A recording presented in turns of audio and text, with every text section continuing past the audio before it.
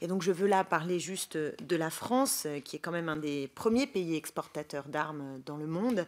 Et pourtant, la question du contrôle des armements exportés reste une sorte d'angle mort, voire un tabou de notre politique. Il y a une absence de réaction politique du gouvernement suite aux multiples interpellations des parlementaires qui ne dit pas autre chose. Proposition de résolution qui est restée lettre morte, on vient d'en parler. Question sans réponse, proposition de commission d'enquête qui ne trouve pas de débouché. Et ces interpellations, j'en ai fait aussi l'expérience pas plus tard qu'hier et à d'autres moments avec le ministre Le Drian. Aujourd'hui, je dirais que le Parlement est au fond tenu à l'écart de la question, pourtant extrêmement sensible, des exportations d'armes. Il y a un manque de données, un manque de transparence qui ne permet pas au Parlement d'exercer sa mission véritable de contrôle. Et il n'y a même aucune décision parlementaire pour ce qui concerne l'engagement de la France dans ses choix en termes de vente d'armes.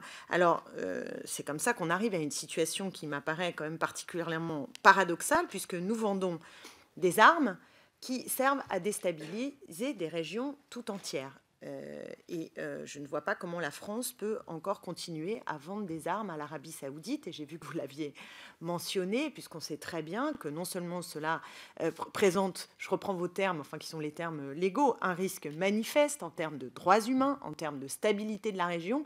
Donc, quelque part, la France contrevient au texte qu'elle a signé, aux conventions, aux normes internationales, européennes sur lesquelles elle s'engage.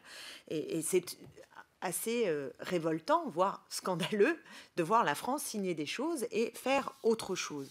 Donc, je n'ai pas vraiment de questions à vous poser, parce que je vois bien que vous nous exposez une situation, qu'on est devant un fait politique, et il y a un hiatus entre les deux qui me paraît assez dramatique. Et c'était très intéressant de voir que dans d'autres pays, et je prends comme tel vos remarques, dans d'autres pays, il y a d'autres façons de fonctionner où le Parlement est associé. On sait aussi que la Norvège a suspendu ses ventes d'armes aux Émirats arabes unis. D'autres parlements européens ont voté des résolutions, comme en Belgique ou aux Pays-Bas. 2 résolutions ont été déposées en ce sens. Alors, qu'est-ce qu'on fait? Qu'est-ce qu'on attend pour se saisir de ces résolutions et pour prendre le meilleur de ce qui peut se faire en Europe et essayer d'avancer, parce que les ventes d'armes, ce n'est pas une industrie comme une autre, et ça met en cause les droits humains, et on en voit bien les conséquences, qui sont des conséquences dramatiques, mais aussi en chaîne, comme je le disais hier, sur les migrations, qui font suite aussi, et parfois de façon terrible, à nos décisions de vente d'armes. Merci beaucoup, madame. Parce qu'on me demande, bon, mais c'est bien, on a parfois l'impression qu'en Europe, on veut laver plus blanc que blanc. Et que fait la Russie? Que fait l'Inde? Que fait la Chine? J'en sais rien. On a très peu d'informations sur les procédures en cours dans ces pays-là. Mais moi, je refuse d'entrer dans cette logique de dire si nous ne vendons pas, les autres le feront. Et les questions, c'est tout simplement, mais elle est où la France des droits de l'homme? Ça n'existe plus. Quelles sont les valeurs de l'Union européenne en termes de paix, de démocratie, d'humanisme?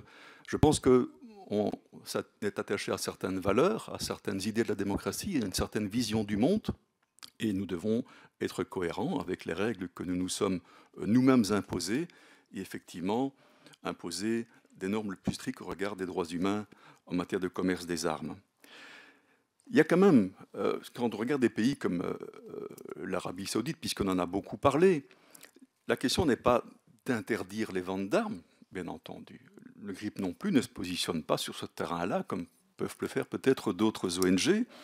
Acquérir des armes est un droit légitime au regard de l'article 51 de la Charte des Nations Unies. Mais quand on voit un pays comme l'Arabie Saoudite, il y a un problème de légitime suffisance qui est largement dépassé, un surarmement qui est absolument hallucinant. En Belgique, nous vendons surtout des armes légères de petit calibre. Je peux vous dire qu'avec tout ce qui a été vendu en Arabie Saoudite sur les quelques dernières années, chaque Saoudien n'a pas assez de 4 bras pour porter tous les fusils d'assaut que nous avons vendus là-bas. Donc, à un moment donné, qu'est-ce qui est fait de tous ces équipements?